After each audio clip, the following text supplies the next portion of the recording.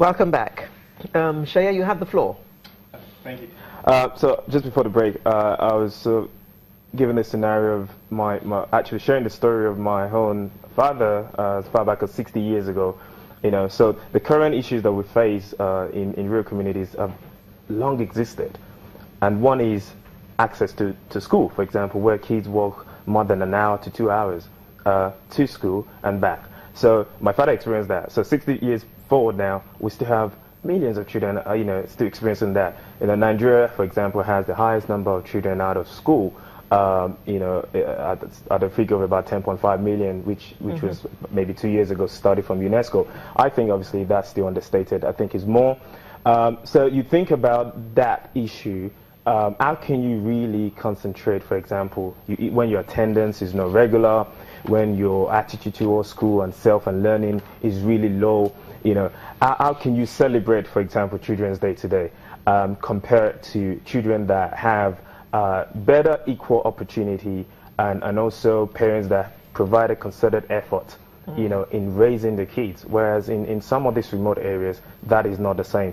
But I would say that some of the children that we've worked with will be celebrating Children's Day today, because as of last week Saturday, we donated 70 bicycles to a community.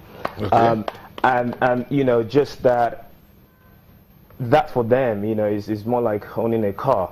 But beyond that, creating access to them is that economic empowerment to that family, to that household. So a child that we give bicycle to, not only use it to school, but outside school, the family, they can support their family, with moving produce to market, or even just doing errands. And that saves a lot of time. That brings joy and new excitement to them. So those are the kids that we'll be celebrating as well today. Yes. Okay. Yes. Laura, when we talk about the child rights, we've talked about, Tonya talked about taking what on paper and putting it on the ground. Yeah. He talked about a comparison between now and 60 years ago, and the things that children went through are more or less the same. Issues, challenges with transportation. Nothing has changed. Nothing really has changed. But today's children have added issues like the economy is not where it's supposed to be, so they are distracted in school, they are hungry, so they don't have food to eat. Back then we used to have a situation where the community was part of nurturing the child to help build the right attitude. Now, see where I'm going to. In terms of attitude, which is what he mentioned, is it possible? Well, what do we do to get the child to the place where his or her rights are enforced and the child has the right attitude? Charity, they say, begins at home. The child, like I said initially, had both a negative and a positive trait. Now, both the parents, the teachers, the society at large, has a lot to do in order to reinforce the positive aspects of this particular child, like giving them a sort of reward by when you encourage a child that is doing something good, rather than discouraging the child just because you notice some negative aspects of the child. Now, even if you notice the negative aspect because of all these challenges that has been laid out, you know that the child needs to heal. Children do negative things because of the reward they get from it. If they have a family, for example... They get rewarded for negative stuff? Yes. They can be rewarded by their friends. For example, a child who commits rape and went as well as, some of them who will go into smoking and all that. What is the reward? Is simply the fact that they feel strong. This low self-esteem that they feel at home, which maybe probably the parents has been, pulling them, fighting on this particular aspect. You're no good, you're this is what you do. Okay, if I'm not good at home, I might as well do something negative outside for my friends to reward me by telling me that I am strong and I'm good. You're cool. Yeah, I'm cool. So in order to, just to answer your question directly, in order to help these children, we have to lay emphasis on their positive trait. We have to notice some of these things that they are doing that is good and encourage them to do it more. Even in the schools, the teachers need a lot of sensitization, You know, instead of pulling down the children when you notice most of this negative attitude, what you need to do is encourage the child. A child who is showing a negative trait has a problem already. So this child needs healing. And healing is a process.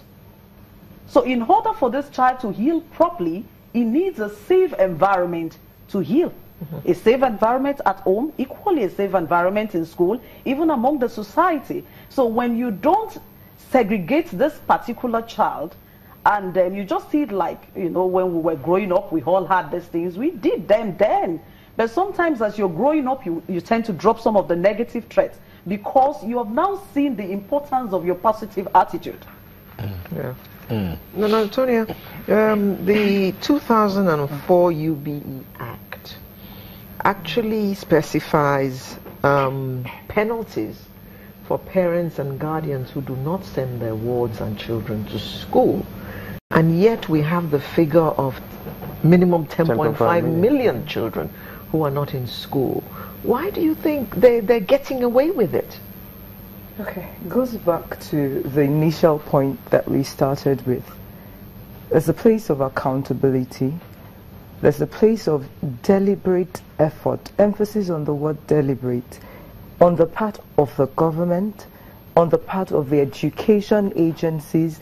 The way education works in Nigeria, even though UBEC, which is the national body, the Universal Basic Education Commission, is saddled with the responsibility of coming up with policies that will drive education discourse and what would happen at the state and local level, the state governments, SUBEB especially, the State Universal Basic Education Boards, and the local government education authorities are the ones who have greater influence on what happens in schools in various communities. I know that recently, also from UBEC, there's a policy on ensuring that every school has what is called the school-based management committees. They are majorly individuals from the rural communities, comprising the religious leaders, the traditional leaders, the market women's group, the youth group, just picking representatives from these key bodies in every school, in every community where the school is located, to ensure that there is a voice for the school. So they're like a mediator, mediating between the school and the community. For the school, ensuring school improvement, there's a school development plan, ensuring that whatever the school needs, they get, ensuring advocacy with the state government and the local government education authority. But more importantly, ensuring that they engage with the community.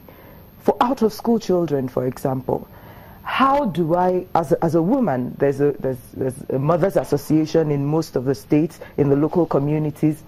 How do I ensure that as a member of the SPMC or as a member of the community, you don't need to be a part of the SPMC? I mean, they once used to say that a child is not just my child, is a child of the community, and so everybody's concerned about the well-being of the child. How do we ensure that every child who is supposed to be of school age is in school? The responsibility falls primarily on the parent, but then on the larger community. So you see a child in the morning, you're taking your child to school, and you see a child who is going out to hawk on your way to taking your child to school. What are you doing to enlighten or encourage the parent? Sometimes these parents know what is right, but they tell you, oh, poverty is an issue, there's no money, and so I'd rather have my child in the farm than have my child in school. You have a challenge here of the parents versus the family. So how do we reconcile that bit of the parents versus the family as it concerns that child? Okay, so first of all, parents need to realize what their responsibilities are to their children.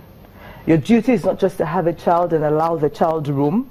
Your duty is to ensure that if you give birth to a child, the basic needs of the child are met. I know that there are peculiarities, and so there's some families who have more children than they can cater for. Your role as role of the government, role of the community is to ensure that as we build on, there are a lot of civil society organizations that are doing fantastic work in economic empowerment,